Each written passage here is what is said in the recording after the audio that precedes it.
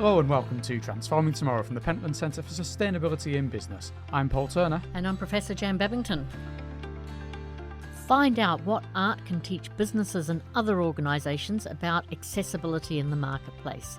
Not just physical access, but a feeling of being wanted in that space.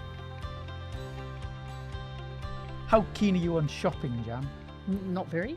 Not very? Why not? I don't know, it's just like, I'm just not that interested in things that are in the shops. But I tell you what, particularly after COVID and not actually getting into the shops and being able to see things, be able to sort of touch them or make sense of them, was a bit keener on shopping after that. So yeah, mostly I buy the same thing that I've always bought. Or if I like an outfit, I buy two of them because I am really, really not very good at it. Typical woman, went straight to clothes when I said shopping. I didn't mention clothes at all, but that's all you thought about. There we go. Yeah. Just living up to the bad stereotypes there, not helping your entire gender, I'm afraid, Jan. Well, there I've failed already. What can I say? But when you do go shopping, when you do go into the marketplace, it must be pretty straightforward for you. There's no obstacles in your way. Absolutely. Although I do freak out. I find too many people. And so I really don't like staying there very long. So I quite often take my dear husband with me because he helps me stay in the shops long enough to get the thing that I'm supposed to get. So I find it a bit noisy and sometimes a bit busy. But so at the minute, with 4 people in a room, is that about as much as you can cope with? Yeah, that's about right, actually. Yeah. I know you don't like people generally. So well, bar humbug, what can I say? Yeah. The reason I bring it up, because I say that for me and you, as people with no disabilities, accessing the marketplace, the commercial settings, it's made for us, it's designed for us. That's but true. That's not the case for everyone. No, very, very true. So how do we tackle understanding that inaccessibility of the marketplace for people who maybe might be in wheelchairs or might find the visual and the noise disturbance too much? Yes, they might have, you're saying the noise puts you off sometimes, but there's some people who have a condition that means that the noise is something that they really can't cope with at all. And the sights, the sounds, there's lots of kind of conditions that people might have, disabilities people might have, anything that can make it harder for them to be in a big marketplace shop, something like that. What can we do about it? Shall we speak to some people who might know? Yes, indeed. Please. Yes. Well, we've got 2 people with us today here from Lancaster University Management School, the Department of Marketing. It's Dr. Leighanne Higgins and Dr. Killian O'Leary, and together they lead the Marketplace and I project, which works with businesses across the Northwest and beyond, addressing accessibility issues. And they've also worked with a lot of people with a disability, their families, groups, to understand from their perspective in order to be able to pass that perspective on to the businesses. Brilliant. Welcome, Leighanne. Welcome, Killian. Thank you. Thank you. Thanks for having us.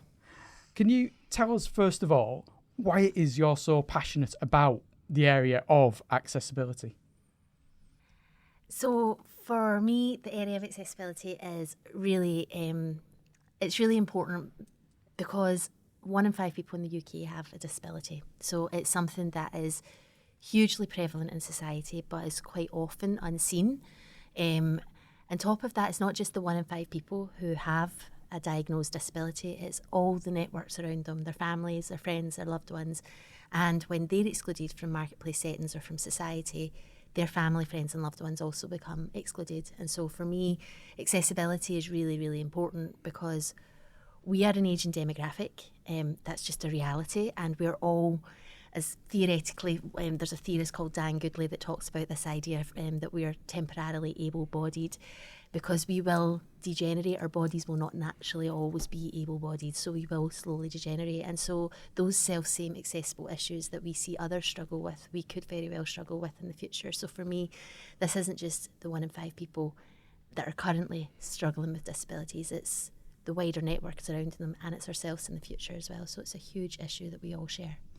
And I guess as well, it's us at various points in time. So if you have been inspired by the Winter Olympics and break a leg, then actually for a period of time you have to negotiate the world in a different way. So it's not just an inevitable decline, which Paul's very keen to remind me about, but it's also temporary lack of access to markets as well, neither of which are great. When it came to accessibility, was the marketplace the first place you looked in your work and research? Have you looked at other areas regarding accessibility as well? Well, I think we would probably view the marketplace as everything. So the marketplace includes shops and cafes and restaurants and cinemas, but it also includes, like education, the university. So our definition of the marketplace isn't necessarily confined to retail or commercial spaces. It's working with charities, it's working with local councils. It's probably far broader than that. So we look at accessibility from a very, very broad perspective. And so, using that basis, how did the project Marketplace and I come about? So the Marketplace and I project was stimulated. I've been researching access barriers to marketplace and commercial settings since 2016. And as part of that, I travelled with a charity and still travel with a charity called the Jumbulance Trust, which has a fleet of double-decker buses that are kitted out as ambulances. And it allows safe travel and holiday making for all different types of disabilities. So I've travelled with them as both a researcher and as a carer for people on those trips. So I'm caring for people who have quite complex needs, can't walk, talk, feed or bathe themselves. And what I learned in my very early trips with the Jumbulance Trust was, despite the fact that the people I was caring for had been reliant on me for a lot of their care needs and their everyday needs, they also had very, very creative and strong ways of expressing who they were as individuals. So one woman who I cared for would paint using her head, others were avid photographers, others wrote poetry. And so I very quickly recognised that the methods that we utilise or that we adopt in marketing, sort of interviews, focus groups, they wouldn't work because many of them didn't have what I like to call a vocal voice, because they're very verbal. It's not that they're non-verbal, they are very verbal. They can verbalise how they feel. They just can't speak vocally in the way that you and I would. So that was where the idea was really inspired. It was the back of a Jumbulance bus where I basically said to people, do you think this is a great idea that we should ask people to create art that represents their experiences in commercial settings?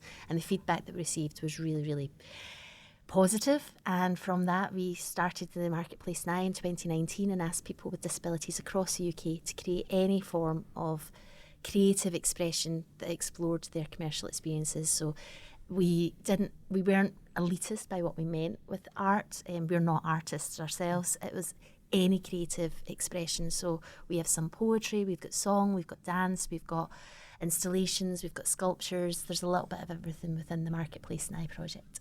And I know from speaking to you both in the past, you're not technically allowed to have favourites when it comes to the artworks that have been created. But could you maybe describe a couple of the works that you've got that particularly stick in your mind? Yeah, so I can describe, I guess, not my favourite, but one of the ones that I tend to go to most. It's a painting and a collage called Aurora's Castle, and it's a depiction of the Disney castle. So if you imagine the Disney castle, that's what the painting depicts. At the bottom, the painting is covered in grey, and it has 4 inlays of the various theme parks in the United Kingdom. I don't need to name them, the big ones. It also has the medical diagnosis of the Eaton family, in particular their child Aurora. At the time of the compilation of the artwork, Aurora is 5 and she has only one eye, and she is partially deaf as well. So for Aurora, when going to theme parks, they're highly sensorial places, can be very discombobulating, and what the Eaton family would ask of theme parks in the UK is, can we get an access pass? And they found that so difficult to engage with theme parks in the UK to just get a simple access pass, and even when they were granted one, they would only grant it to Aurora and not her family. Now, a 5-year-old child can't necessarily queue up for a ride on her own. And they contrast in the painting, then they contrast that lower grey area about their experiences in UK theme parks with a collage of pictures which demonstrates their experience in Disneyland Paris. And in Disneyland Paris, all they had to do was hand over a medical note for Aurora, and Disneyland Paris gave them the whole family an access pass. And they said that completely transformed their experience of what a theme park could be, what it is like to consume as a family. And, the core message from that artwork is that if you exclude one disabled person, you're not necessarily excluding just them, you're excluding their family, their networks, people who they tell about their commercial experiences, etc. But so, yeah, that's kind of my favourite. And I know as part of that, Mike Wazowski from Monsters Inc. is a part of that artwork as well, isn't he? And I know when speaking in the past, you've said, how Aurora really loves Mike Wazowski because she's only got one eye. And Mike Wazowski, of course, Oh, is wow. Yeah, just, he's a giant green, well, not even giant green, but he's a small green monster with a giant eye, isn't he? Yeah. Yes. Aurora calls Mike Wazowski her super eye buddy, because he's got one eye just like me. So yeah, that's sort of how we tell the narrative of that artwork. And how about you, Leighanne? Do you have any other artworks that really stick in your mind? I suppose the artwork that sticks in my mind, and I love all of them for lots of different reasons. But there's probably two that are ones that are incredibly close to my heart. The first one is we've got huge, big wheelchair paintings that have been created by Nikki J. Conway, and Nikki is one of the people who really inspired. I cared for her on one of my early Jumbling trips, and she's a good friend now, and she really did inspire this work, and she has taught herself how to paint using her head, and since the age of 15, and she wanted to create art using her electric wheelchair, because for her wheelchair is her vehicle into the world. It allows her to enter a conversation, leave a conversation. And so that was a really, really special moment where we just got plain canvas, long canvas, cut it up into strips. She told us what colours she wanted, and we put the colours onto the canvas, and she moved around and created these two beautiful pieces of art called Autumn and Patience. And I think just the moment of being part of that creative process with her, seeing it come to fruition, was just a really, really beautiful moment, and being able to make a dream that was Nikki's for a really long time, that she'd wanted to create art using her electric power wheelchair, to see that make that possible was a really, really special moment. And I think when you see Nikki, she's visibly disabled, and I've been out in public with her a lot. People will ignore her, they'll talk to me, they'll ask me what she wants, and I'm like, I don't know, ask her. And I think one of the key messages that we share when we share Nikki's artwork is the idea that there's always ability behind disability, regardless of how disabled visibly someone may seem. They are a person behind that, and they will have ability, they will have thoughts and feelings, and it's just trying to make sure that people recognise that, understand that, and are human in the way that we interact with them. So that's one of my favourites. My other favourite that comes to mind is a piece called Autism Barriers by Amy Dobson, and she's created, it's a really simple collage with loads of colours, and it's kind of a bit of a cacophony of messiness, and you don't really know what's going on. And it's telling Amy's story of she is autistic and she's partially deaf, and it's the things that trigger her autism. So there in the background you've got bold words, autism barriers in the front, and then behind that you've got this collage of all the things that trigger her, which includes things that we don't really have necessarily control over. Birds, they have their mind of their own. But then other things like fireworks, crowded places. But there's also really astounding things that we hadn't really thought about before. So there's lots of champagne bottles, and I'm quite partial to a little bit of bubbles myself. But it's the pop of the champagne bottle or the pop of a balloon. Because Amy is partially deaf, when she hears that pop, it resounds in a very, very different way, and that triggers her autism even more than it would if she wasn't partially deaf. And so she fears going into social settings, because there is always that fear that if you're in a restaurant, suddenly there's the pop of the bottle, or there's someone's got balloons on the table. And even though she knows that the balloon isn't necessarily going to burst right there, there's just that fear that it could happen.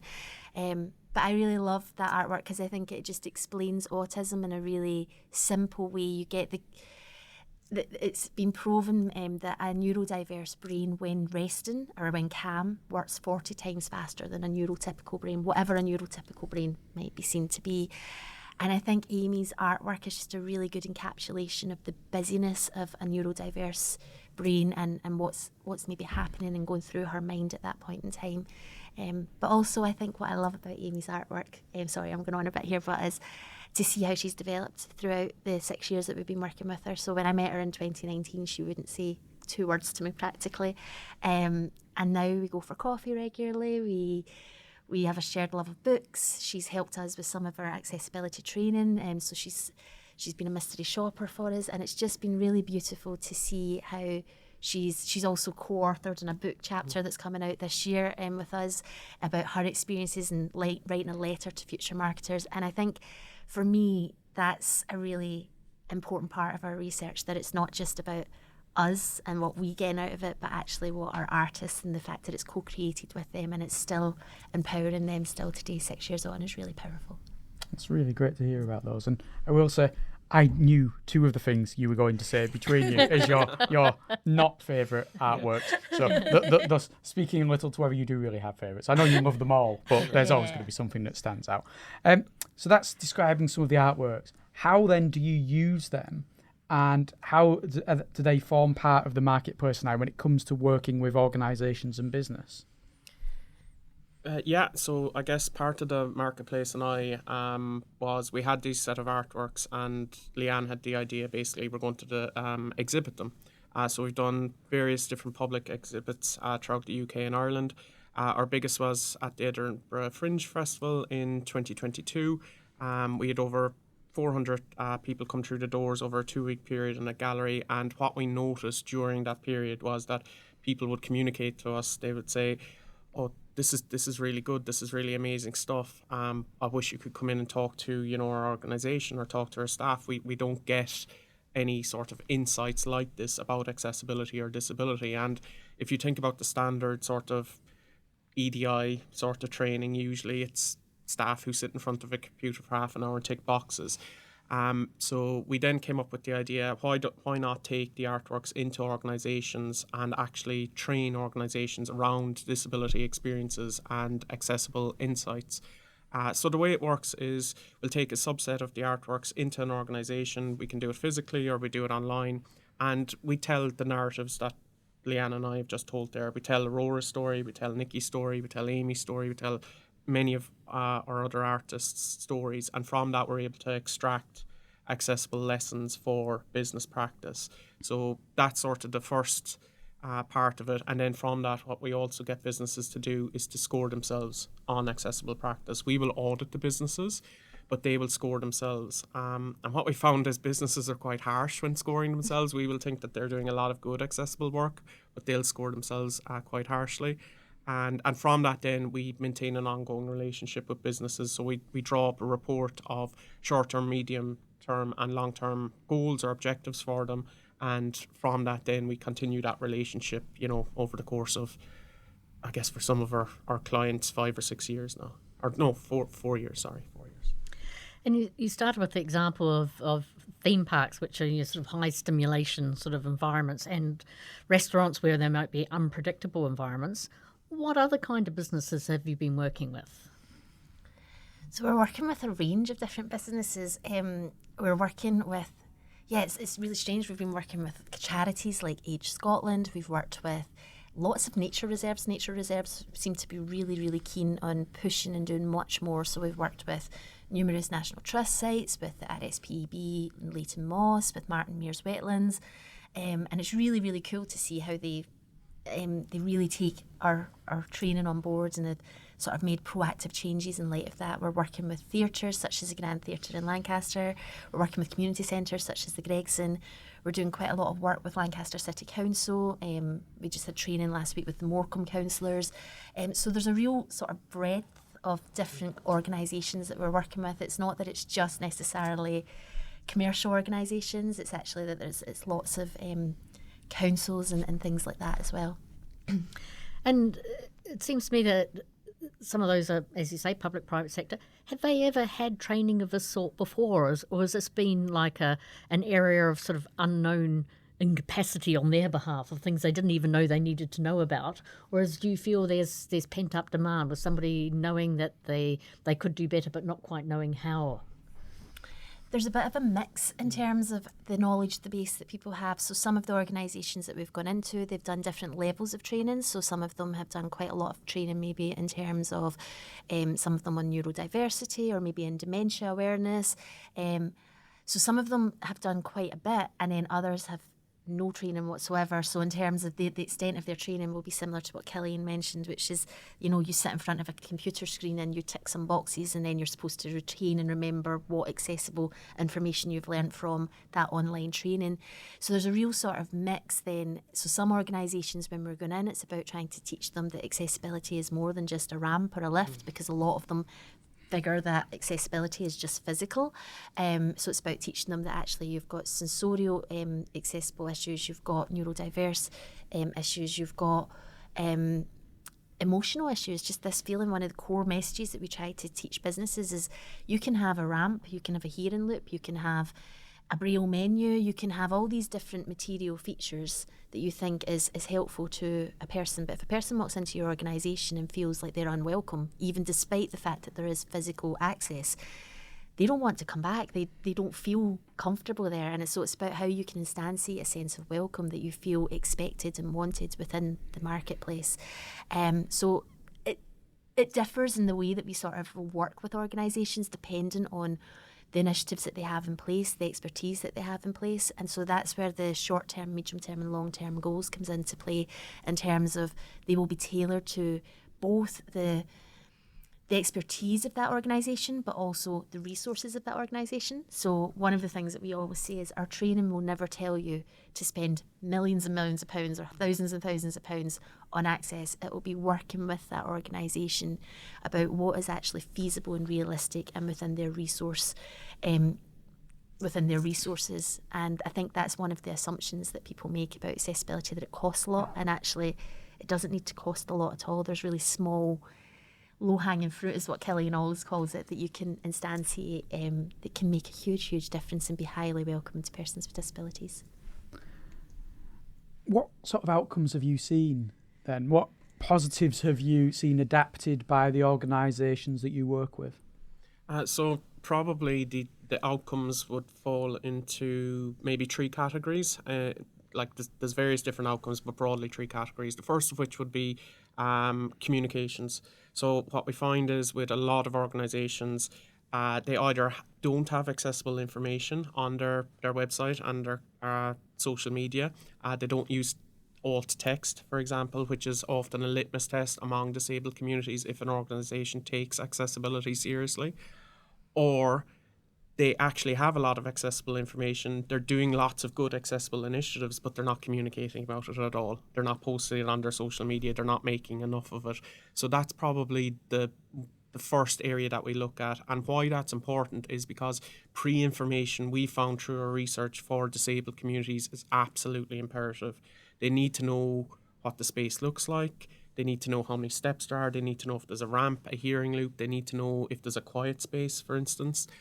So all of that, they will spend a lot of time searching. If we think about maybe able-bodied or neurotypical people, we mightn't always engage in searching behaviours before we go to a restaurant or cinema, but for disabled communities, it's really, really important to ensure that their experience is as good as can possibly be. So that would be the first category. The second category then is physical infrastructure. Some organisations have adapted or try to adapt their physical infrastructure. Not that we always recommend this, because as Leighanne mentioned, we work with a lot of organisations who are in listed buildings or areas of outstanding natural beauty where they can't implement physical changes. But there have been, for example, we're just started work now with Wentworth Castle, which is a National Trust site outside of Barnsley, and they're planning to develop over the next 7 years the rejuvenation and renewal of this ancient walled garden, but they want to build in accessibility from the outset, and that's a really, really cool project that we're excited about working on. And equally, just last week we were working with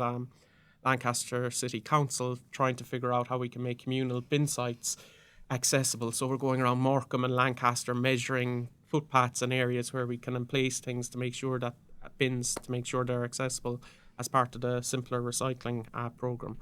And then the third area, I suppose, in terms of changes or outcomes which organisations are making, is that they're actually implementing a lot of accessible initiatives. Now, this starts at something as simple as instantiating an accessibility champion or an accessibility team, or putting accessibility as part of, an item on their monthly meetings as an agenda item.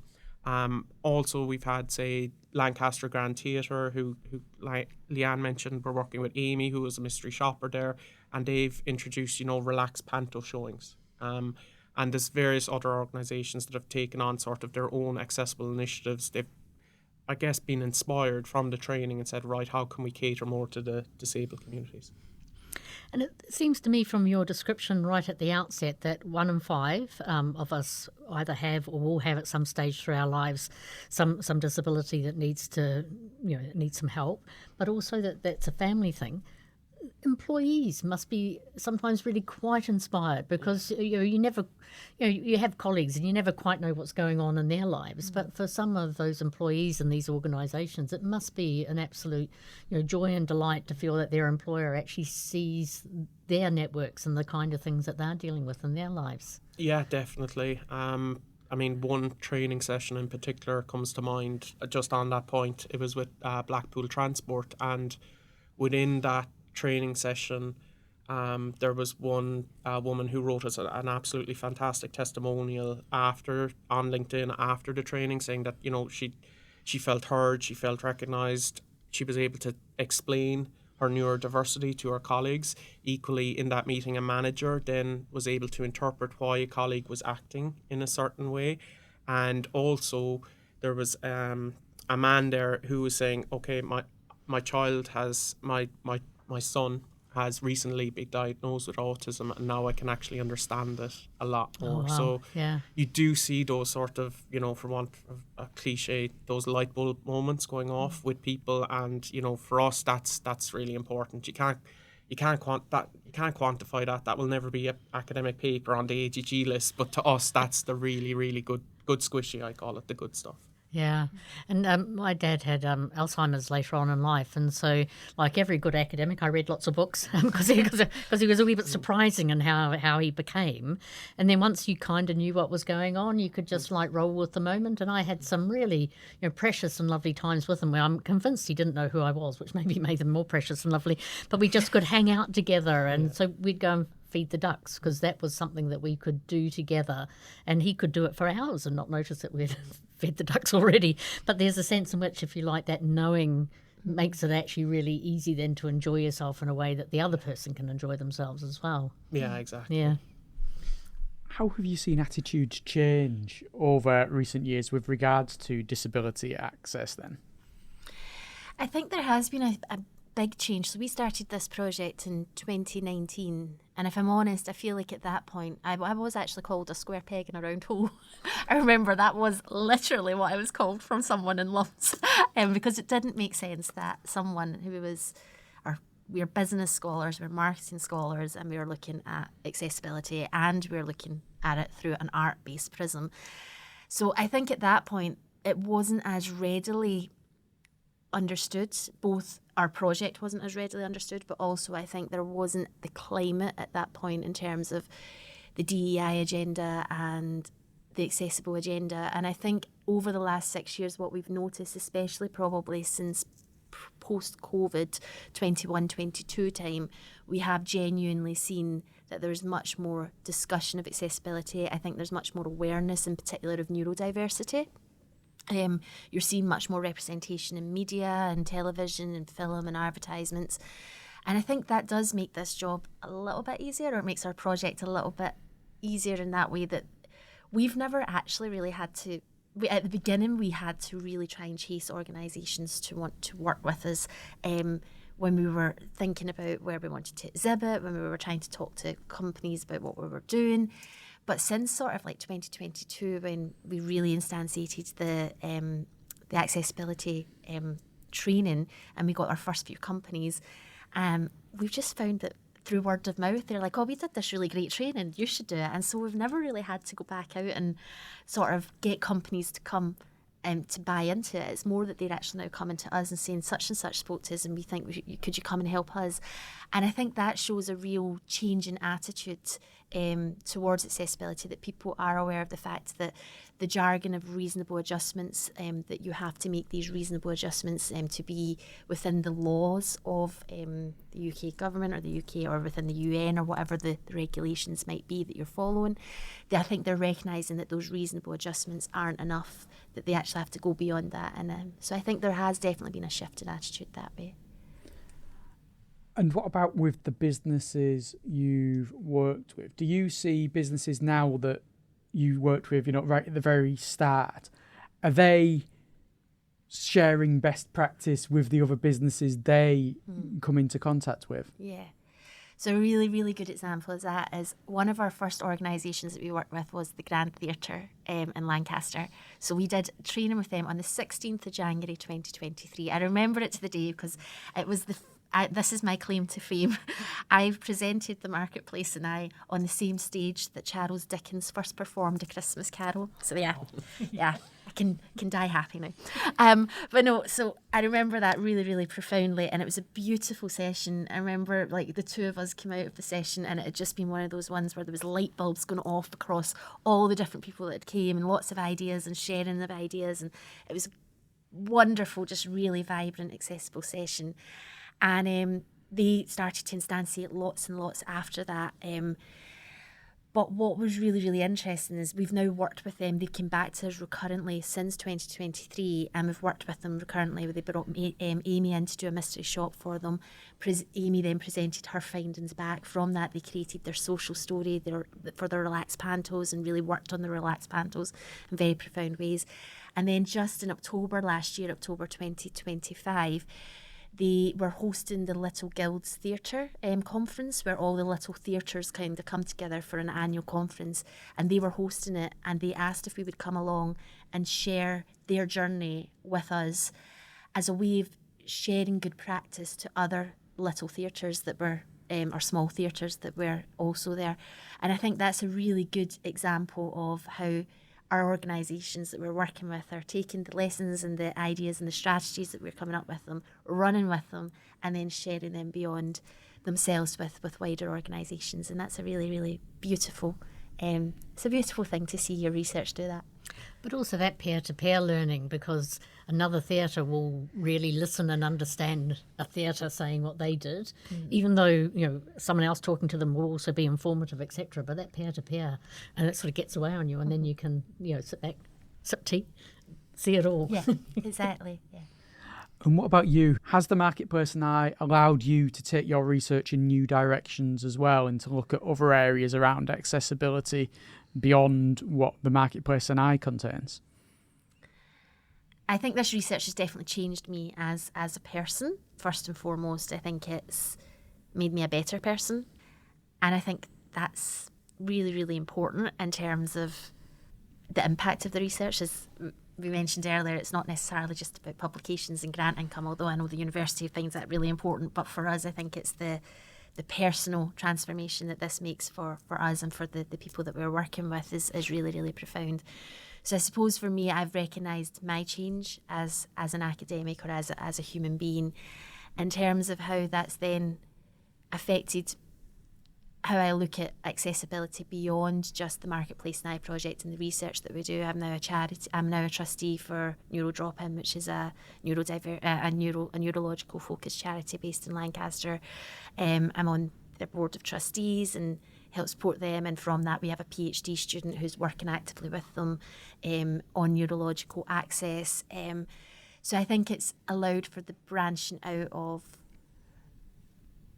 wider knowledge bases, but also just being a better human. I can't really articulate that very well, but I think that for me is a hugely important part of this. I just feel it's made me a better person, and I really like that. You never met Leighanne 6 years ago, but honestly, monstrous. Absolutely monstrous. A dreadful man.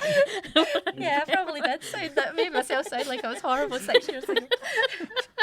It was Leighanne's own words I'm using against her there. That's But if our work and our scholarship can't do that in our own lives and for ourselves, then I think we're in a bit of a miserable place. So, I feel quite emotional, and then you pop my balloon. So that's what I'm here for. I'm just here from the cold, detached reality, and that's no emotion from this aspect of it. So let's ignore Paul, and we'll look forward. So, what changes would you like to see in the future when it comes to accessibility? I think more broadly, just in public, just even though knowledge of accessibility has become far more prominent, we need to move further in that direction. So everybody, can understand maybe the experiences that an autistic person or someone with ADHD might have.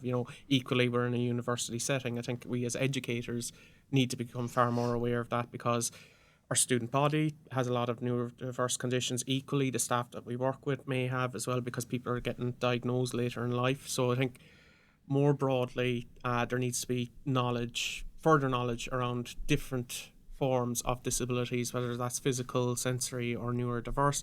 And then in terms of business practice, I think what I would like to see happen is and we were talking about this earlier, so I'll steal Leighanne's words here, but Leighanne put it very well. She said that what we would eventually like to see happen with this is that there's no need for accessibility training. There's no need for us to go into organisations, that it just is a staple of their staff orientation. It's a staple of their yearly days away. It's a staple of their agenda, of their meetings, that they think about accessibility when they're promoting their communications or trying to, set up new marketing campaigns or offer different services to people, I guess. So yeah, they're probably the two areas that I would like to see change, and I believe will change over the next 10, 15 years, because it's going to have to. We've mentioned it already, it's an aging population. People are getting diagnosed later in life. It's just going to move that way. Yeah. I think for me, I agree with everything that Killian said. My dream is that in the future, someone with a disability doesn't have to overplan, overthink, but can just wake up one morning and decide, I want to go here, and they can just go because the access is there for them.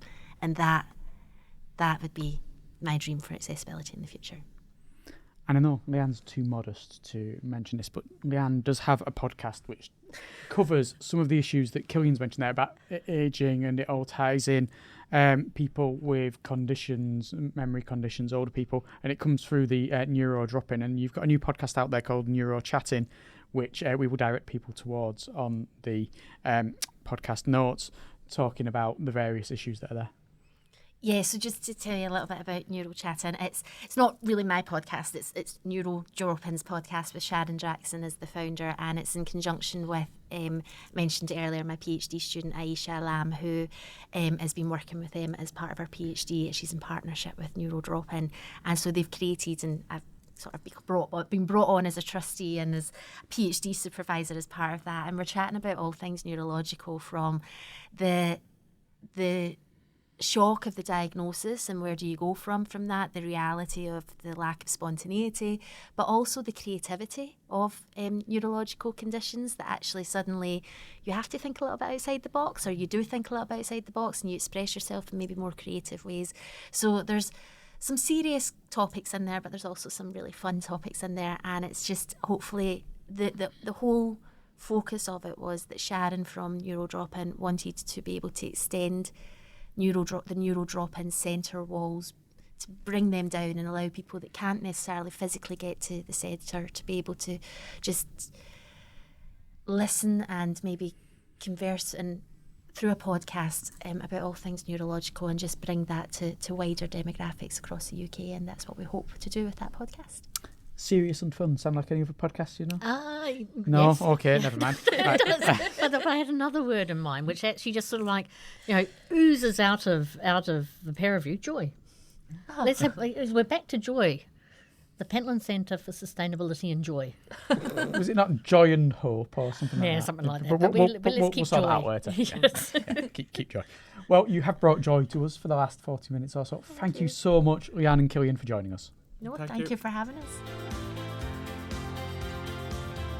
I don't think you quite realised, Jan, did you, quite how much the work that Leighanne and Killian do involves? No, because I'd seen the artworks and I'd seen them sort of exhibited, and I knew they did stuff on Marketplace, but I hadn't seen that whole connection running through, and sort of like the design, the thought, the creativity that's gone into it. It was just, that was amazing. Yeah, I've seen this evolve from pre-COVID, and there were small exhibits pre and post-COVID in Lancaster, in Yorkshire, and then it went to Edinburgh, and then you could see then they had the idea of spreading the word, and then to see it evolve and become what it's become, where they're working with all of these businesses, first of all in a small geographical area, but then more and more further afield, the more they've done, because everyone can see the value in what they do and how they help these organisations create more accessible marketplaces. And of course, you could be cynical and say, well, that means they can, marketplaces can flog more stuff to people. But it seems to me that that's not what they're doing. And the whole sort of dry and horrible language of reasonable adjustment, actually, it can mean something really very different to that. And that really came across in what they were talking about. And I had seen like the relaxed pantos, etc., but I hadn't realised quite what they were about. So that was pretty amazing as well. Yes, and you talk about, getting more money in, but there is something called the purple pound. Oh, wow. And that is the income and the power in the economy that people with a disability, people who, some member of their family has a disability, the money they have to put into the economy. And places aren't always accessible to them. Therefore, it's not always easy for them to spend that money. So if you are a business that makes it more convenient, you are more welcoming, because that was a key point as well. It's not necessarily just the physical accessibility, but it's the welcoming atmosphere. If you do have that within your business, then you are going to get the purple pound coming to you. And there's billions of pounds of spending power there that could come to businesses that are more accessible. But also when we think about some of our previous guests on the podcast, and I'm now thinking about Lancaster City Council and the recycling team. Mm-hmm. So the idea that which of course, now every time I'm going to look around the world for the next couple of weeks and go, of course, every time I see it, of course bin sites are really not, are not a great place to be trying to access, but people wish to, and actually making them something that everyone can access so everyone can recycle becomes really important. Yeah, it's good to see that Lancaster City Council obviously worked with the Plastic Packaging in People's Lives project when it came to recycling and encouraging more people to recycle. And then on the back of that, they've taken it to another step of, right, let's make them more accessible, and they're working with more people from here at Lancaster. And I think it really, I didn't ask them this question because it sort of seemed a bit unfair, but, this anti-woke agenda. I mean, come on, guys. 1 in 5 of us who are going to need a little bit of help to be able to do the things that we'd like to do, to flourish in the ways we'd like to flourish, and actually catering for that in a really, substantive and careful way has, huge ramifications for people's lives. Yeah, and one of the first things Killian stressed as well is when they consider the marketplace, they're not just considering shops and businesses that people go into. There's so much more within that. It's universities like ourselves, it's councils, it's any organisation, it's anywhere and anything where people want to do something. And so the importance there of having that accessibility. And it's also, I've seen it at academic conferences, which I usually find them a bit overwhelming as well because too many people. But and the British Academy of Management, you can colour code your badge. So there's codes on the badge of a certain colour that says, "I'd prefer not to be approached, but I'm happy to approach you." And so I think that's also quite good that you can signal to people, don't rush up and talk at me because it's not gonna be fun for either of us. So I think there's all sorts of settings where actually making sense of the diverse way in which people experience those settings would come to the fore. And in the notes for the episode, we'll share some links so you can see some pictures of some of these artworks that were mentioned: Aurora's Castle, wheelchair tracks, autism barriers. Aurora's Castle is one that I've talked to Leighanne and Killian about so many times, and so there's some lovely art there, but there's many other things as well. Like they say, there's dance routines, there's films, there's sculpture, there's artwork, there's a whole lot there that you can sort of see how each of them tells an individual tale. They also took this and did their work with master's students here at Lancaster who created artworks with their own perceptions of accessibility to the marketplace. So there's loads of artwork that's been created out of this, as well as the work that's gone on practically with business. Well, I know myself, and I'm pretty sure dear listeners will be the same for you, is we'll walk around with our eyes open in a different way and see, if you're going to a restaurant, I think we'll experience that in a different way and make sense of it in a different way. So that was a great podcast. What's next? A really bad one. No, that's not true. I shouldn't say that because it's one of my friends. You've brought your friends in before. I'm bringing one of my friends in next time. We've talked about accessibility today and transportation and public transport is part of accessibility. If you've got public transport able to take you to places, then that's a big thing. And we have someone who's going to be here next week who's going to be talking to us about buses, electric buses particularly. And it's Ben Wakely, who is from Warrington's Own Buses. He's the managing director there, and he's going to be talking to us about how they as a bus company operate, the importance of public transport and sustainable public transport. That's brilliant. Until then, thank you very much for listening. It's goodbye from me, Paul Turner. And it's goodbye from me, Jan Babington.